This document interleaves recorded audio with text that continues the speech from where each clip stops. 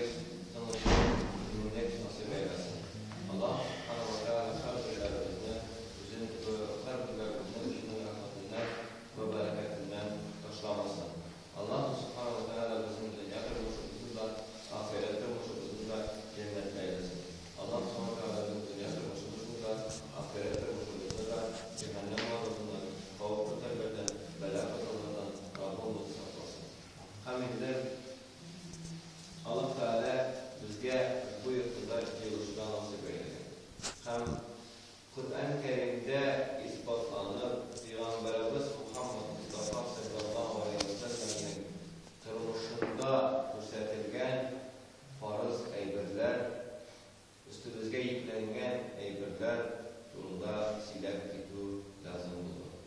Bugünkü günde elhamdülillahi Rabbil alemin indi Cumhuriyetimiz derecesinde nerse Allah Teala var deyip davet ediyor, Allah Teala var deyip onun varlığın ispatlarda tarafı indi kişiye bulgan hal.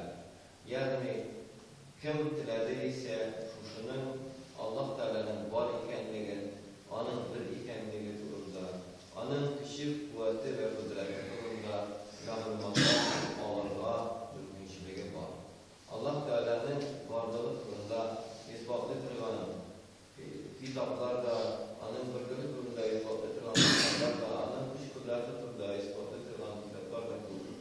Onun peygamberleri kim ikenliği durumda malumatlar da şahsi. Indi kitaplarına tüvür, kinolarda, filmlerde, dokumenter filmlerde, hem nefis filmlerde düşürdüler. Nerse peygamberlerden tırmışlarını göreceğim. Hatta Peygamberimiz Muhammed Mustafa sallallahu aleyhi ve sellem'in tırmışlarında da hatta filmlerde, nefis filmlerde, dokumenter filmlerde düşürdüler.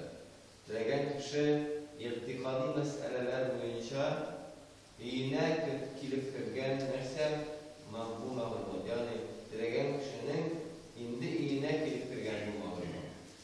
Lakin şu vakitte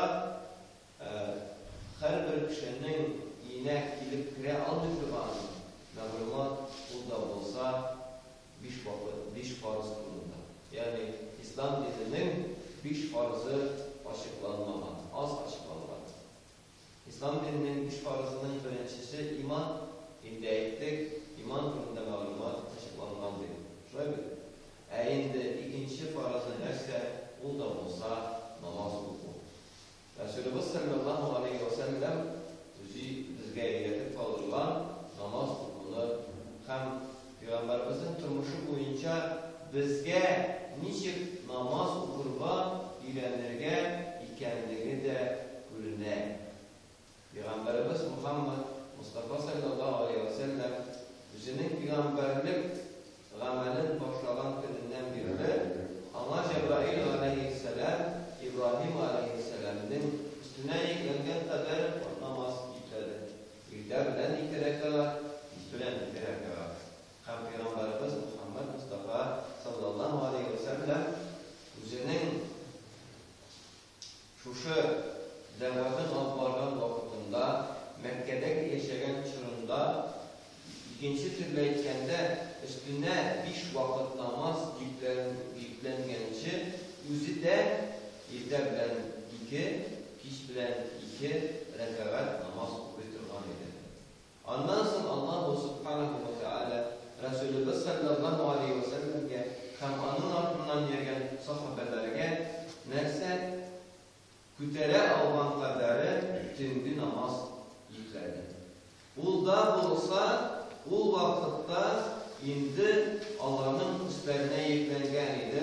Hem Allah onu nefil namaz bulduğuna karamastan ikisi de Allah'tan nefiliydi, Musa da Allah'tan nefiliydi. Peygamberimiz yerine yüklerden 2 kişilerin 2 rekat üstüne yüklengen vazifaydı. Sahabelerinin üstlerine ul namazlar bulusun çiğitlenmegen idi. Bunlar bir türlüsü onlar için nefil ibadetine idi. Lakin şuna karamastan Resulullah sallallahu aleyhi ve sellem'in ardından gelen hem Resulümüz sallallahu aleyhi ve sellem kulu aslında terbiyelenen şu sahabeler nerse Peygamberimiz ni kadar namaz okuy, şu kadar namaz okuğa tırıştılar. Anları eğer de Peygamberimizin tırmışından karasak, o elbette dürüst hadisler bilen, sahih hadisler bilen isbatlanan mağlumatlar, sahabeler Peygamberimizden gelip istemeler başladılar. Buna biz digi temni rızık bilen bizni rızıklandırgandan soň tağın anda dabak kubar mı deyip gelip soragan kebek sahabeler de nerse Peygamberimiz Muhammed Mustafa sallallahu aleyhi ve sellem yanına gelip buna şuşa ruhi rızıkının ölüşün arttırığını sırı başladılar.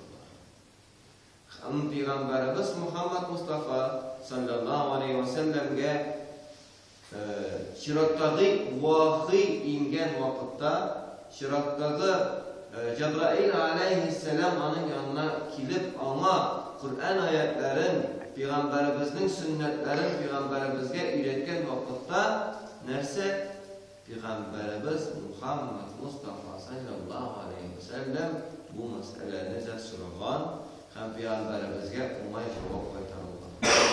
Umay cevap kaytarılgandan soň Peygamberimiz de sahabeler de ayaklarında, dizlerinde hem şuşu ayak uçlarında şuşunday zor yüzlerinin tirleri qatqancha namaz okudular. Yani şu kadarı көп namaz okuyorlar idi sahabeler. Hatta onların giyimlerinin, çapanlarının isleri tarqalıb bite, tavşalıb bite idi. Onlar çapanlarına yamavlar yasılar idi sahabeler. Biz her birimiz biliriz, Peygamberimizin sahabeleri de çapan getirgen olanlar. Hem çapanları, hem onların şalvarlarının tizleri şulay dişleye tağam bulaydı. Köpürek ışrakta tizleri buturganga töre tügül, əminə şulay köp nefel ibadetler kılganga göre. Hem bütün nefel ibadetlerinin vakitleri, yani nefel ibadetlerinin, nefel namazlarının vakitleri, onlar nerse tüngü vakittaydı. Ondan sonra sahabelerinin üstlerine şulay yok nefel yükleme düştü.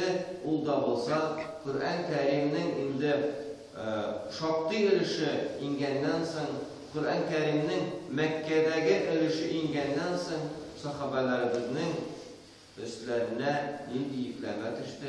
Nefel yükleme, nefel ibadet düştü.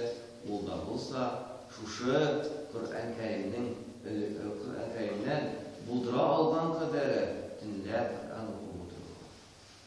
Sahabeler üzerinin budra algan kadarı maksimal rövüşte köp nefel ibadetler kılalarıydı.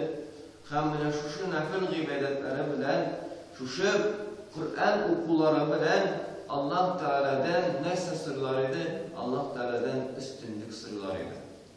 Allah Teala'dan üstünlük sırlarıydı. Hem bu üstünlük gadi üstünlük tügül, gadi fazilet tügül, bu üstünlük mahsus üstünlük.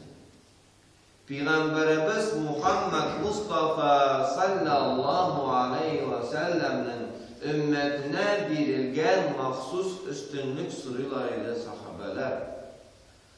Hem şu beş vakit namazının Allah Teala bizge bölek ettiğinde Allah'ın dualarının da ölüşü var deyip sanlarga bizden fakımız var. Hem köp vakitte Resulümüz sallallahu aleyhi ve sellem'ge artı bulur mu? Yani tağın indi bu sada birer yükleme bulur mu deyip gülüşü sahabeler buldu. Hem Resulümüz sallallahu aleyhi ve sellem Mi'raç gecesine kadarı köpke arşu İsra digəni Mekke'den Kudüs yanına Peygamberimizin Burak'a oturup küçüğü indi Mi'raç digəni köpke ko'tarilüğü Peygamberimiz Muhammed Mustafa sallallahu aleyhi ve sellem 7. kökке kadar ko'tarilib, ondan so'ng Sidratul Muntaha degan buyuklikka ko'tarilib, Rasulimiz şu Sidratul Muntaha degan buyuklikka ko'tarilganda, onun ardından hatta Cebrail aleyhisselam da bara olmadı. Hatta Cebrail aleyhisselam da bara olmadı. Cebrail aleyhisselam to'xtab qoldi. Bundan so'ng sizgina bara olasiz ya Rasulullah deyip aytdi. Peygamberimiz Muhammed Mustafa sallallahu aleyhi ve sellem Sidratul Muntaha degan o'ringa ko'tarilgandan so'ng Allah Teala'dan buyruk aldı. Allah Teala'dan buyruk aldı. Bu buyruknu algandan so'ng Resulümüzün sallallahu aleyhi ve sellem ko'ngli şadlık bilan to'ldi. 50 vakit farz namaz aldı Peygamberimiz Muhammed Mustafa sallallahu aleyhi ve sellem. Görəsiz ki, ol bit sahabelerinin hallerini bile idi. Görəsiz ki, ol bit sahabelerinin tileklerini bile idi.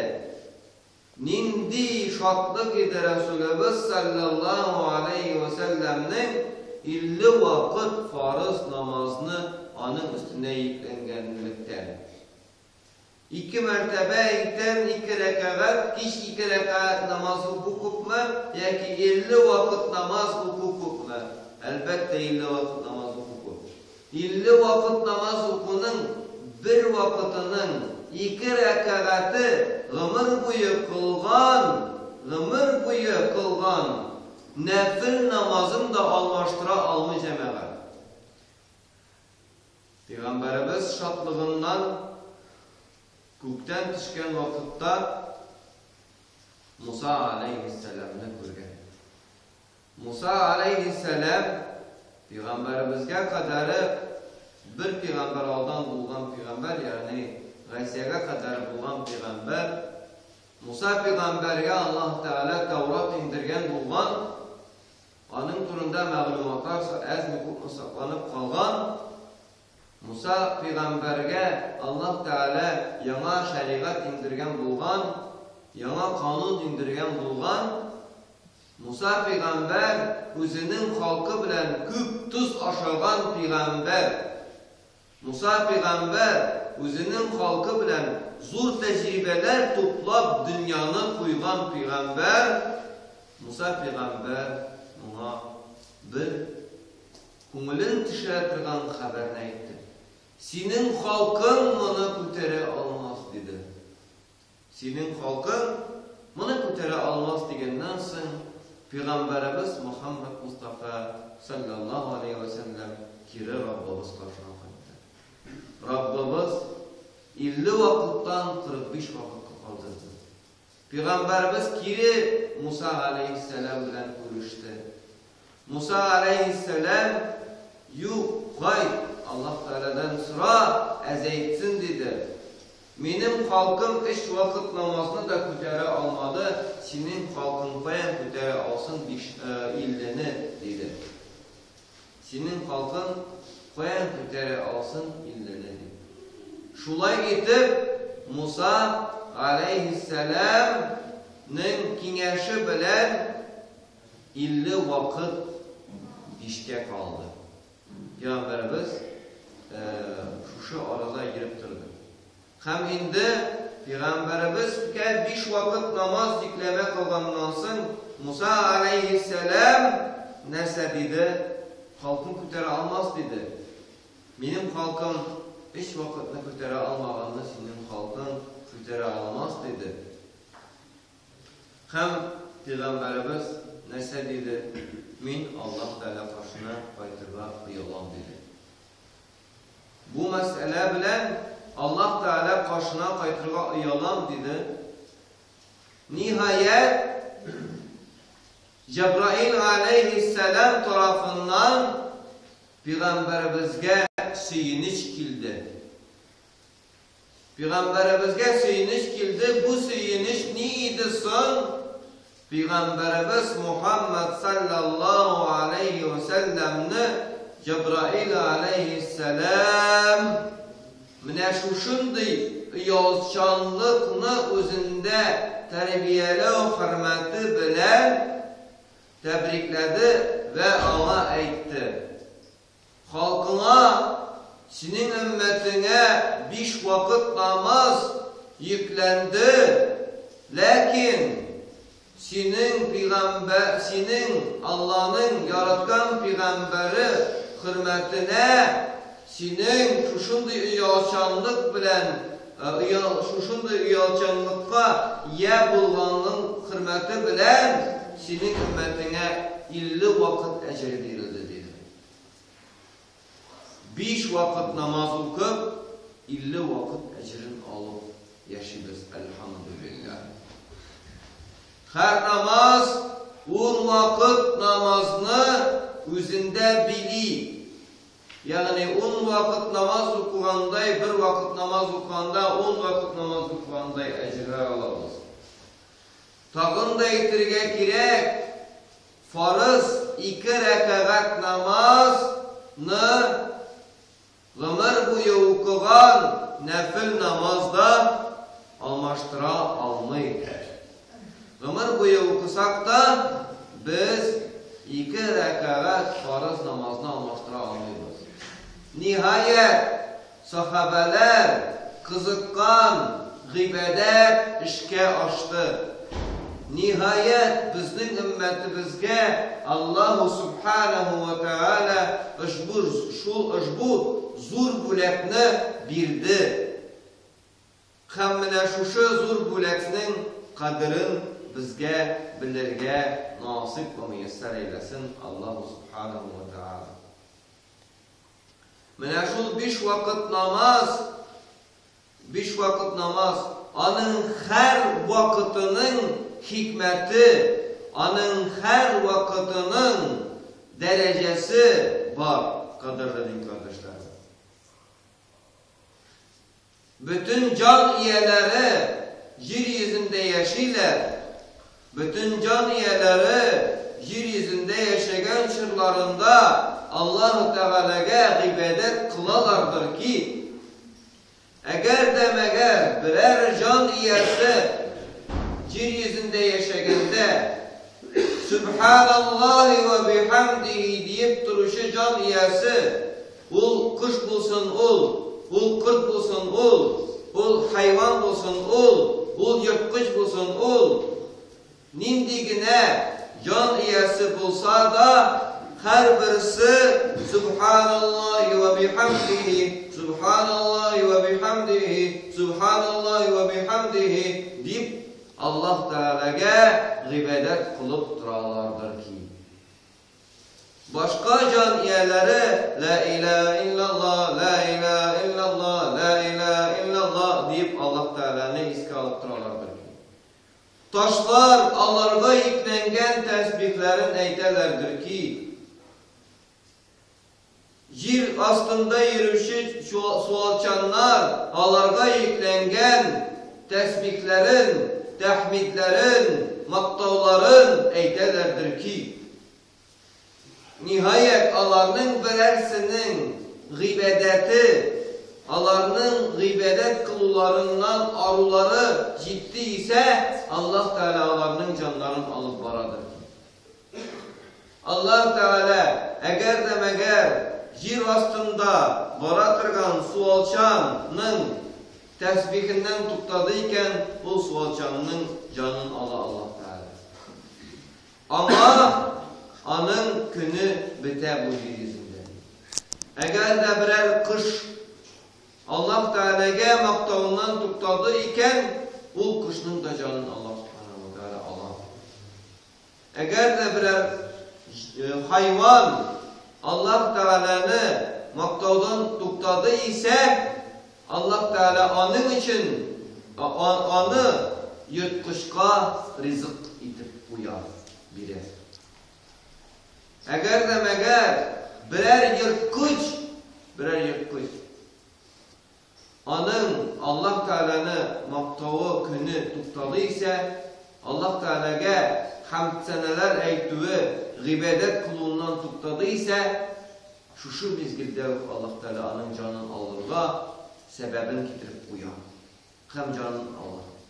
Dışı sınamanın, ayakları bitemanın, kaybır yırtkışlarının dişleri sınsa rızıklarına aldılar, baştan ölürler dışarılar.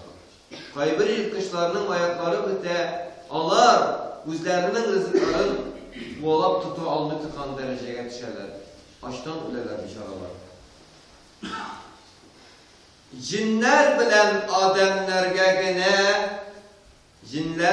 ademlerge gene Allahu Subhanahu ve Teala bir şundi zul derece vergendir.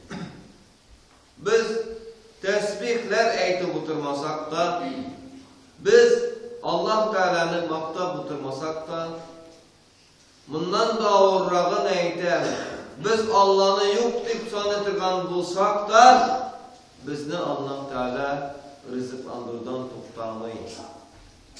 Bizning ömürlerimizni tesbih bilen Allah Teala, g'ibadat bilen Allah Teala şiklemeyin. Bizning ömürlerimizge o'zi Rabbil İzzet her birimizge ömrümüzning uzunluğunu koygan. Cin balası yoki adam balası tuğan gününden ölgen gününe kadar bir mertebe Allah Teala'nı maqtamasa da, bir mertebe Allah Teala'nı iske almasa da, bir mertebe şükür etmese de, bir mertebe namaz okumasa da, Allah'a şanmasa da, Allah'a düşmanlık etse de, Allah Teala yeryüzünde anı rızıklandırıdan tuttamayı rızıklandıra. Günü jitkençiğe kadar rızıklandıra. Tilese halalden rızıklandıra. Tilemese haramdan rızıklandıra. Tilese halalden rızıklandıra. Tilemese haramdan rızıklandıra. Hem adam balasına ve cinler balasına buna meşhuşundu zor saylav verilgen. Lakin akıl iyesi anlı Allah Teala bariken degendir. Şuna göre Allah Teala akıllılar, tevfikli bendeler helak bulmasın için Adem Aleyhisselam'ı yeryüzüne verdi. Hem ona en birinci ittirip can ergenlensin.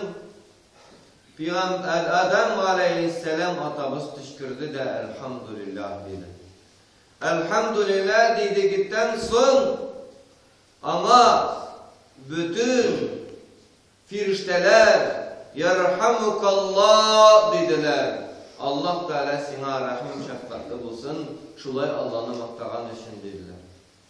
Peygamberimiz Muhammed Mustafa sallallahu aleyhi ve sellem kişilerge cevabın da devam etti. Yehdikumullahu ve yuslihu balakum dedi. Peygamberimiz nerse dedi? Allah Teala size hidayet versin, doğru yol versin. Ve yuslihu balakum.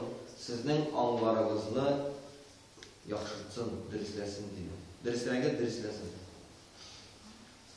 Şuna göre Peygamberimiz Muhammed Mustafa sallallahu aleyhi ve sellem'e ingen 5 vakit namaz ol bizning ümmetke zor bulek. Bütün yeryüzündeki mallarını, baylıklarını almıştırgan bulek. Bütün yeryüzündeki mallarını, baylıklarını almıştırgan bulek. Ne desen ahiretinin baylığın bizge bire kırgan bulek. Ettim bir kışkırtlar turunda. Allah Teala cin balaları ve adam balaları Allah Teala'ya ibadet kılgan vakitlarında kışkırtlardan, hayvanlardan, yırtkışlardan artta kalmasınlar eli deyip bizni dereceledi. Dilegeni alanına uzup da gitsin eli deyip bizni dereceledi. İrtengi namazga kilgende İrtenki namazda biz kıyaş çıkkandan sonra okumuyoruz. Biz ana kıyaş çıkkançı 1 saat yarım, 2 saat alda okuyuz. Hem ul vakittan o başka can üyeleri eli turup kuşlar, kurtlar, ormandaki kuşlar ve kurtlar ve canavarlar Allah Teala'nı ilteblentirip maktagançılık Adem balaları ve cin balaları azan bilen başlar verirler üzerinin günlerin. Allahu Ekber deyip azan eytili bilen, azan eytile başlar bilen Adem balaları ve cin balaları Allah Teala'ya gıybedetlerin başlar verirler. Eli kuş kurtlar yıklap yatkan vakitte biz indi saf namaz okuyuz. Başta ertengi namazın 2 rekat sünnetini okuyuz. 2 rekat sünnetini okugança biz üzemizin zifa boylarımızını küterip Allah Teala'ya moynumuzni sındırıp Allah Teala'ya boysunup barıp taharetlerimizni alamiz. Taharetlerimizni tarikning dereceli gıybedetler. Kullarımızını yuvabız tirseklerge kadar. Bitlerimizni yuvabız. Başlarımızını sırtlarız. Kulaklarımızını sırtlarız. Ayaklarımızını yuvabız. Mundiy dereceler kimge verilgen Allah Teala tarafından bizden başka bir kimge de verilmegen. Hatta firişteler de mundiy derecelerge erişe almıyorlar. Mundiy güleklerge erişe almıyorlar.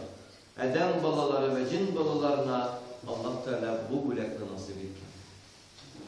Ondan sonra 2 rekat sünnetin okuyup koyarız da bütünümüz yılıp bitkenden sonra saf basıp 2 rekat farzı okuyuz.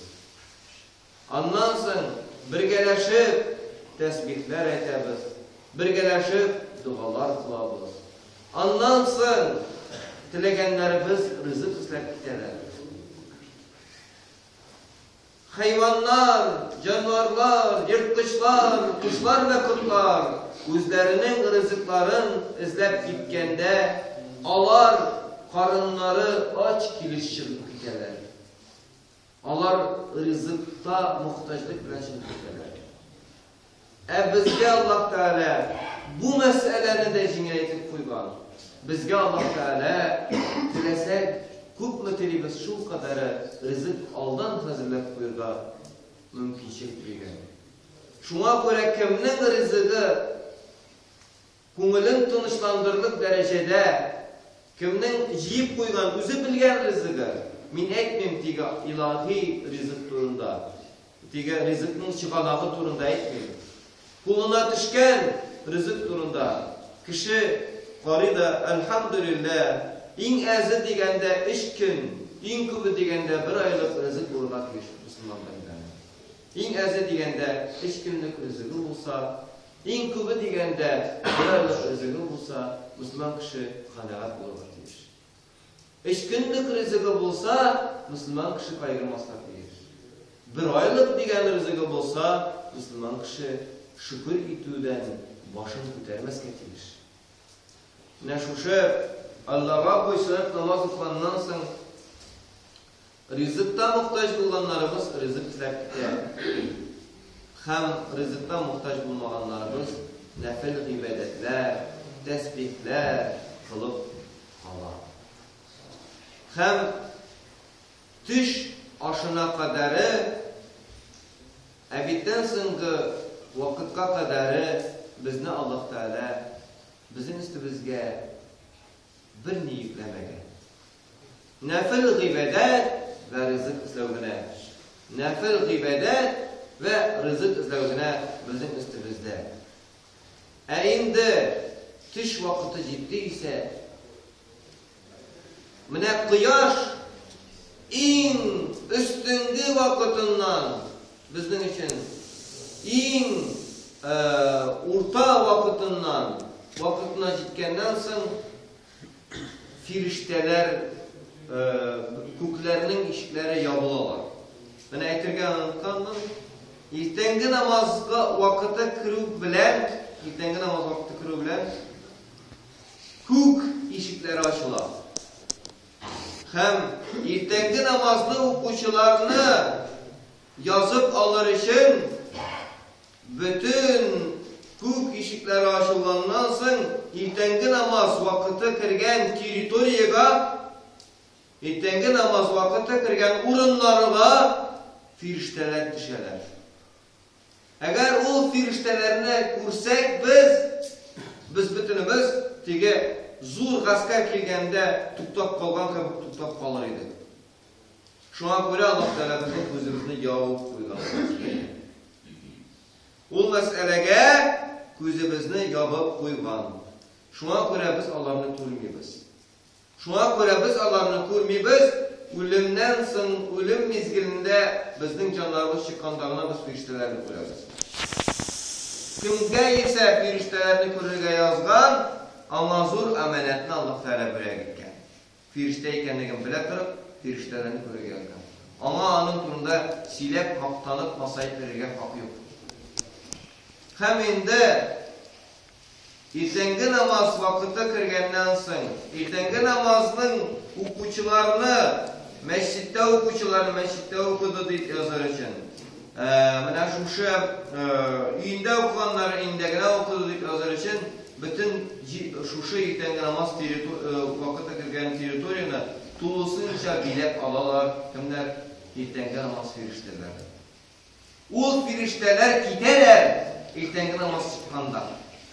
Ul urundan irtengi namaz çıkkanda giderler. Hem ul firişteler kıyamet gününe kadar kaytmıyorlar.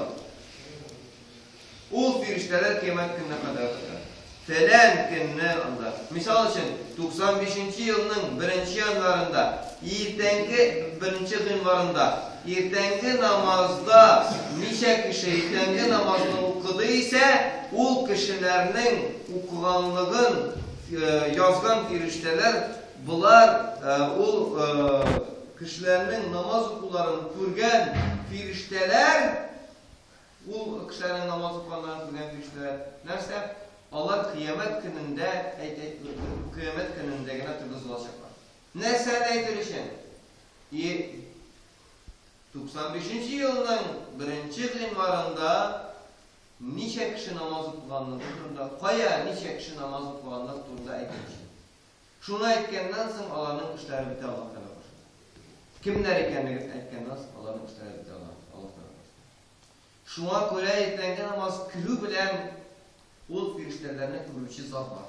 Kimler? Ateşler. Irtengi namaz kırı bilen ateşler özlerinin azanlarını etikliyorlar. Irtengi namaz kırı bilen ateşler, firişteler kildi ikenligini eğer de Müslümanlar köp yaşayırgan urun iken, o jirlerge köbrek firişteler kiler. Müslümanlar köp yaşayırgan, Müslüman yırtı iken, o iyine şuşu irtengi namaz vakıtı kirgenden soň namaz okucularına yazıp yürüyüşe firişte kirip görmeyecek gitmeyin. Namaz okucu kişinin yırtın görmeyecek gitmeyin. Nik desen, iri irtengi namazga gitse, hatını iyide anın irtengi namaz okup yata. Anı da yazılga gerek.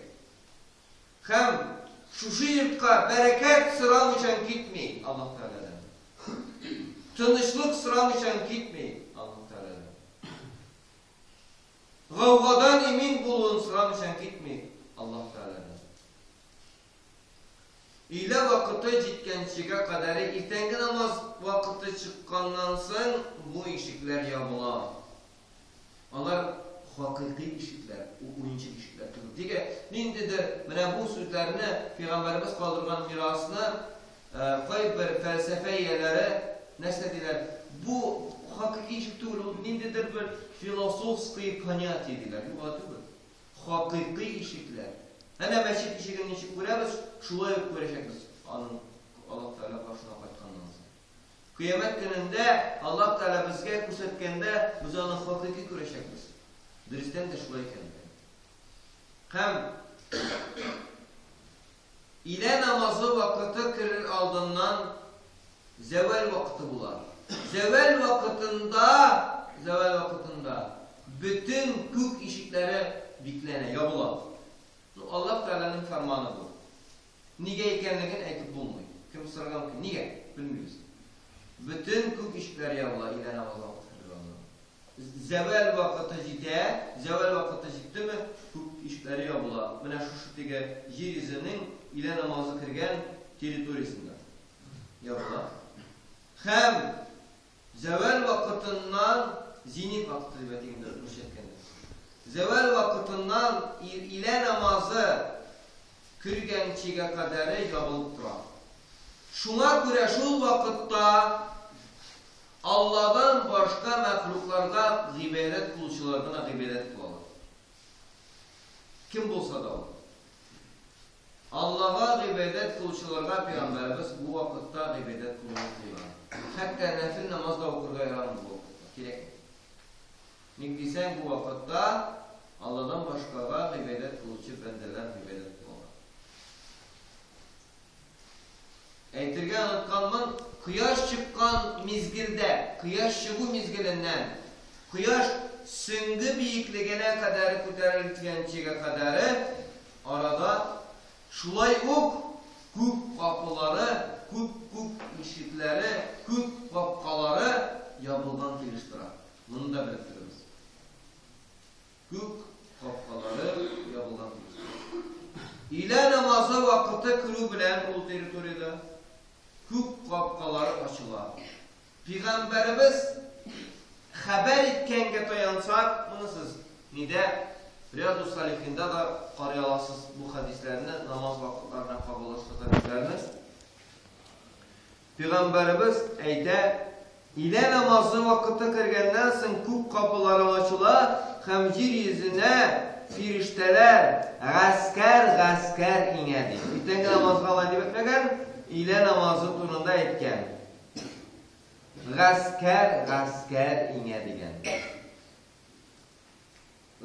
Gaskar ineler şu kadar köp ineler ki eğer dağlarını köre turgan kişi bulsa bular bitmez deb o'ylab qo'yar. Yani inge. Şu teritoriyanın tulusunca bile balalar. Tulusunca. Hem şu vakitte Peygamberimiz çıdıy almışan yani şunday zor dereceni görüp ul vakitning zor dereceli ekanligini görüp Peygamberimiz 4 rekat namaz kılgan bo'lgan. Eng aşıqqan vakitte da, eng sınga kalgan vakitte da 2 rekatgina bo'lsa da kılgan bo'lgan. Şu vakitte. Ko'p vakitte, eng ko'p vakitte Peygamberimizning o'qigani 4 rekat sünnet. Şeytan şul 4 rekat sünnetini yaratmayacak. Şeytan şul 4 rekat sünnetini yaratmayacak. Şu 4 rekat sünnetini okumak için mahsus vesvese var. Şuşundi yalqovlik kelek kişiga. Şuşundi bir tege aytırsinlar ona o kişiga tege necisga tutunurga qo'shalar. Bilingіз, bu şeytan vesvesesiga. Tahoratingizni oldingizda o'qiysiz. 2 rekat bo'lsa da o'qiysiz. Nek desa vaqti kiruvga. Vaqti kirib 1 soat o'qitgandan so'ng oladi. Vaqti kiruvga. O Peygamberimiz ul firiştelerinin köpligini görüp ul firişteler bütün mescitlerini tuturlar. Ul firişteler bütün Müslümanların yurtlarını tuturlar. Ul firişteler Müslümanlar yaşayan uramlarını tuturlar iken üzerinin köpligi bilen 4 rekat sünnetin okuyuyoruz şu an. Peygamberimiz haber kıldıran hem ondan sonra Allah Teala indirgen 4 rekat farz. Bunda da cemaat hikmet var. 4 rekat farz ol oyunçuk tüge. biz irteden alıp ebitke kadarı, irteden alıp tüş aşına kadarı dünyanı kuvup, dünyanı yaratıp kalan kişiler bulup durarız. Dünyanı kuvup, ahiretini unutup da yiyimiz. Şuna göre 2 rekat kına cemaat bunda gitmeyi 4 rekat orası gerek. Ondan sonra bu 4 rekat farzımız saklansın için, bu 4 rekat farzımızın kemçilikleri gafu edilsin için Peygamberimiz 2 rekat sünnetini de bizge öğretip kaldırgan. 2 rekat sünnetini de öğretip kaldırgan. Ondan sonra eğer de bizni kise korakları bizge kise korakları ziyan getirip dilemesek, bizning mallarımızı şeytan ilerimizden kirip urlap çıkın dilemesek, namazdan sonra tesbihlerimizni kılını iletip kaldırgan Resulümüz sallallahu aleyhi ve sellem. Kim? Peygamberimiz garanti verir. Kim?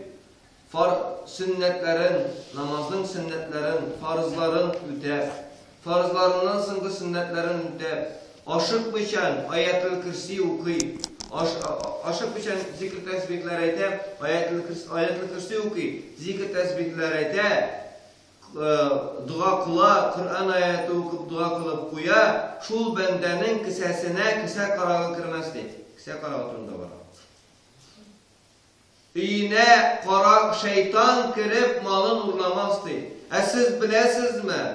Şeytan kişinin iğne kirip hakiki akçasını da uğurlarga mümkün.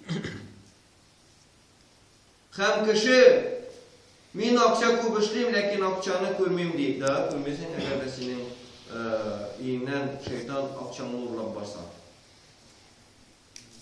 Şuna göre tesbihlerini bizning balbalarımız tesbih etmişe mescitten çıkıp gitmegenler. Şuna göre şeytan ene şuşu namazdan sonra tesbihni yaratmay. Ul bizning mallarımızı saklı turgan tesbih. O namazdan sonra sünnet, farz namazlarımızı saklı turgan sünnettir. Cemaat-ı Müslümin. Ondan sonra tesbihlerimizden etip, Kur'anlarımızdan okuyup, dua kılıp, yeryüzüne kitabız, özüp ıslar cemaat. Seferde bulganlarımız seferine uğralıp kitabı. İkindi namazına gelip, dünya kuvam deyip, dünyaya kumulubuz yavuşup kalı bilen, ikindi vakıtı kilmişti. İkindi vakıtın Peygamberimiz, vakıtı bulgan Müslüman kişiye aldan 4 rekat sünnetini okurga iretken, vakıtı bulman kişiye sirek melek olsa da okuruz deyip vasiyet etken. Lakin ikindi namazın Allah Teala tarafından verilgen 4 rekat farz. 4 rekat farzını okup koyamız da ikindinin şulay etip kişkirin, ikindi kişke okula ki kişkirin kumulumuzdagi dünyaya muhabbetimizni sirtib koyamiz. Bir tege şey sakıp koyamiz. Ondan sonra tesbihlerini şulay aytamiz. Buna kadar ile namazındayken kibik, iltenki namazındayken kibik tesbihlerini aytamiz. Şulay ok derecesini alamiz. Nerse derecesini? Mallarımızın iminligin derecesini alamiz. Ondan sonra quyosh bayıgandan sonra iyi bizge qaytıp gaylelerimiz bilen otura balalarımızı yaratıp hatınlarımızı yaratıp etiyenilerimizge hürmet ko'rsatib oturgan vakitlerimizde Allah'ını unutmasdan Allah Teala özünün hakkı ettirip quyosh batgandan so'ng biraz algar ko'chiriz qoldi bunda kile var. Biraz algar ko'chiriz.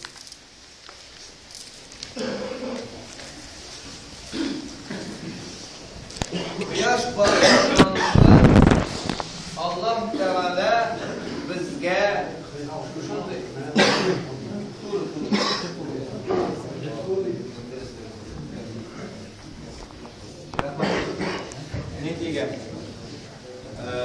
şuşa kıyaş batkandan soň bizning ko'ngillarimiz şuşunday bik katı güçlü avru vardır ki ul da bolsa özünün gailesin yaratını, özünün ata-anaların, özünün balaların, özünün hatınların, özünün irlerin, yani özlerinin gailelerin yaratı, Allah'ını yaratudan da artıp kitu avru var.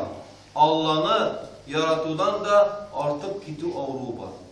Mine şuşu avru bulmastan Allah Teala şuşunday zor büyük nimet nasip etken. Ol da bolsa kıyaş batkandan soň siz bilesiz kıyaş batır aldından ikindi vakıtı çıga. Kıyaş kızargandan soň ikindi vakıtı çıga. Şulay o kök kapıları yapıla. Köknün kapkaları yapıla. Şul vakıtta namaz okurga yaramay. Şul vakıtta zikir tesbih Kur'an okurga yaray, lakin namaz okurga yaramay. Kıyaş batkan mizgilden tutunup kök kapıları açıla. Hem kök kapıları kıyaş çıkkançıga kadar tini boyu yapılmay. Tini boyu yapılmay. Mine akşam vakıtta kirdi mi? Açıla kök kapıları. Hem şundan tutunup ertengi namaz çıkkançıga kadar kök kapıları yapılmay. Hem şuşun vakıttan akşam vakıtında nerse şulay o akşam vakıtı firişteleri inip alar şuşu namazını okuçularını yazalar. Biz özümüzün gailelerimizini koyup hatını irin koyup eğer pak ikeninde elbette hatını irin koyup iri hatının koyup ata-analarımızını balalarımızını koyup taharetlerimizni alıp namazga basabız. 3 rekat Allah Teala yüklegen şunu öteybiz. Ondan soň 2 rekat yüklegen şunu öteybiz. 3 rekat farzı, 2 rekat sünneti, 2 rekat sünneti, 3 rekat farzın kıyamet gününde saklayın. Şunda dua kılabız, Allah Teala kabul ediyor.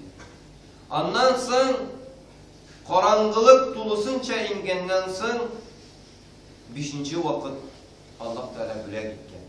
Men farz etdi diye aytirge uyalam. Şul kadar jingil farzlar bergen, bu jingil farzlarni bulak deb aytib bolar. Şunday zor ibadat bulak etken Allah Teala onu bulak etken deb aytib bolar. Başka şey aytib bolmaydi. Hem kıyaş tulusunca, kıyaşның yaktılığı tulusunca bitip, tulu karanlık ingenden soň akşam vakıtı firişteleri kitip baralar, hem kök kapısı yapılmay. Özünüz bilesiz. Yestu vakıtının firişteleri ineler. Yestu vakıtının tüngü namazının firişteleri ineler. Bu tüngü namaz firişteleri inip, nerse alar, şuşu tüngü namaz okuşularına şahitlik ederler.